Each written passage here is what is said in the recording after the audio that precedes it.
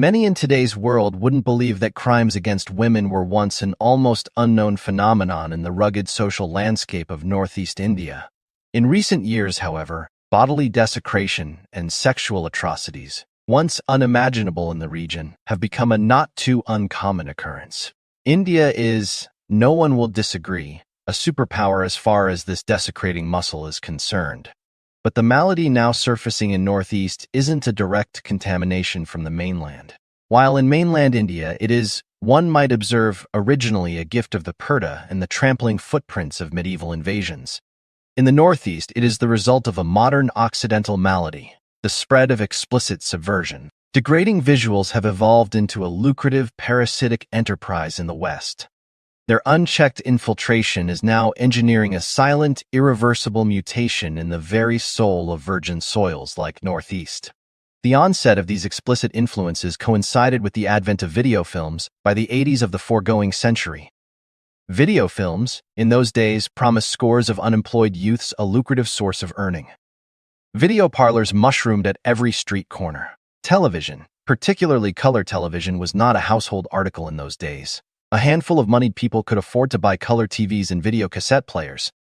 They were the valued customers in the video parlors. But this handful was not enough for the parlor owners who sold or rented out video cassettes. They kept in storage television sets and VCPs to be rented out to the common herd. The culture of degrading visuals found in this video film craze a potent carrier to reach out to the hoi polloi. How a modest beginning of this explicit subversion by the 80s of the 20th century had grown into a full-fledged phenomenon in the digital age. How internet has lent to it an unstoppable speed. And how all this has been reshaping the very core of our value system. Very few take seriously. The ever-receptive mind of the Northeasterner underwent a thorough change when the video cassette movement hit the region. How acutely the Northeasterner's mind could have been swayed by this new age thing, one can assess from the fact that the unperded and unrestrained mind sometimes made explicit movies a collective affair to watch. A large gathering of rustic people, men and women, and guffaw at the apparently irrational deeds. After a good harvest, the youths in a hill area village would want to go for a picnic. It was the era when the outgoing ones had begun to get a whiff of the real pull of the video cassette craze. Some enthusiastic youths would suggest that there should be video shows at the picnic. Disagreeing with such a proposal was unthinkable. Everyone would willingly contribute a little more for watching movie as part of merrymaking in the picnic party. Picnic to remote hill tribes or valley communities of Northeast meant forest meal, if I may call it so. Usually they went to the remotest and the most exotic parts of the hills. Selection of the spot was an important task. The most daredevil ones were sent out to find the most heady stretch in the hills and forests. If the spot selected by them failed to leave the young ladies open-mouthed with inexpressible delight and surprise, the selectors of the spot felt their toil had not yielded. You might wonder how they could even think of arranging video shows at such novel spots. But to the hill area youths of those days, there was nothing unusual about it. They were used to carrying television sets and VCPs together with diesel-run generators uphill and down dale through hilly tracks. It wasn't an unlikely sight in those days to see groups of village youth shoulder-carrying television sets, VCPs, and other necessary paraphernalia for a video show. A picnic, either in the fields or in the forests, is a must for the rural folk after they have harvested crops worth their year's toil. Video shows gave them the smartest choice for entertainment at the cheapest price. Degrading visuals spread through these shoulders and hit the targets with unfathomably unerring precision. In one incident, when a picnic party of hill tribe youths arrived at the chosen spot after a 3-hour walk across valleys, gorges, and streams, they were in raptures about the beauty and the exotic appeal of the place. The spot was a virtually untrodden part in a scenic ravine between two steep hill ranges. Selectors of the spot received their rewards in the form of ecstatic shouts of surprise and joy. Wholesale merrymaking followed. The responsible types among the youths busied themselves with tasks like making cooking arrangements, collecting firewood and water, and giving the spot a pleasurable ambience. The champions of video show were dying to let the cat out of the bag, pregnant as they were with practical jokes they had in store for their relatively innocent buddies. They had no patience to wait till the perfunctory Hindi film show came to an end, and ignoring some whining voices, changed the cassette. Hell descended on earth. All the village belles were present there, as were the village youth, all belonging to the most turbulent age group. After the initial shockwave had shaken through the uninitiated, there rose a hysterical cry. Girls shrieked at the top of their voices.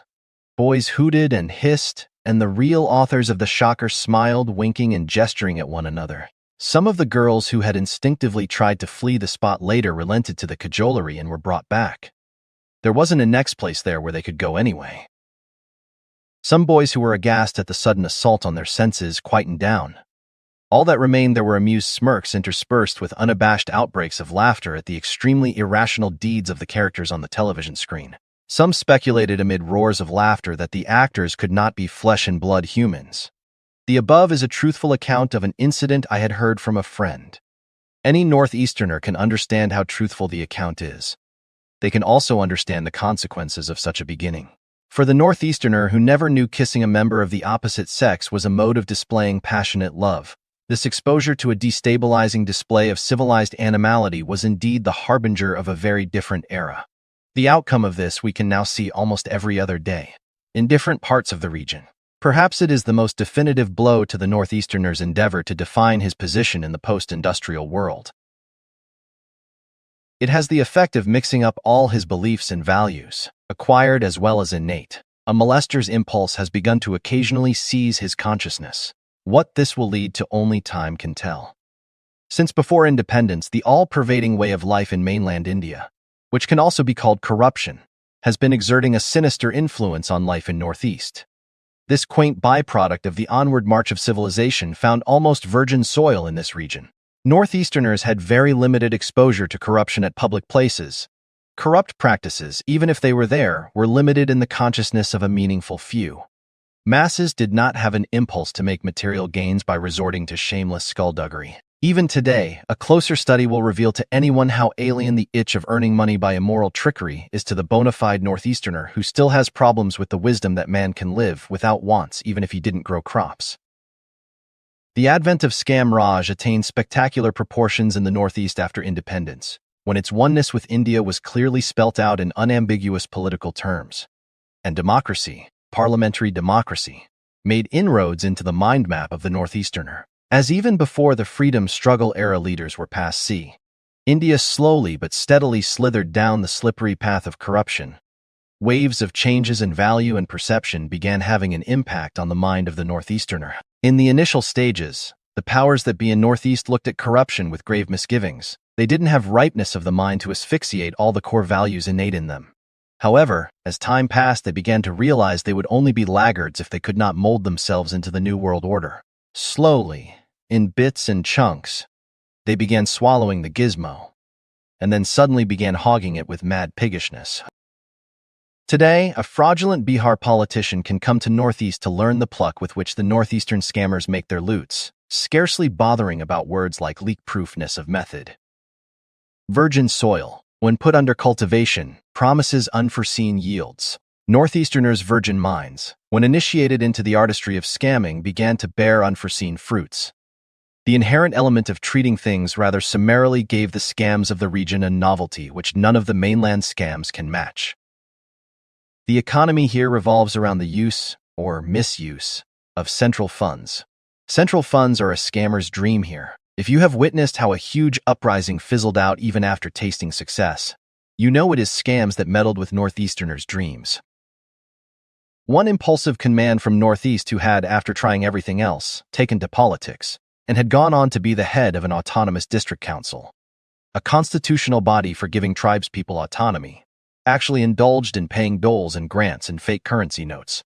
The hill area bazaars around the ADC headquarters were flooded with fake currency notes when he was in office. Police one day traced the source of the malady and arrested the constitutional authority. Till today, his innovativeness, the ADC chief, has not managed to find a way out. If you enjoy dissecting these ethnocultural and historical tweak points with me, consider joining our small circle of explorers by subscribing.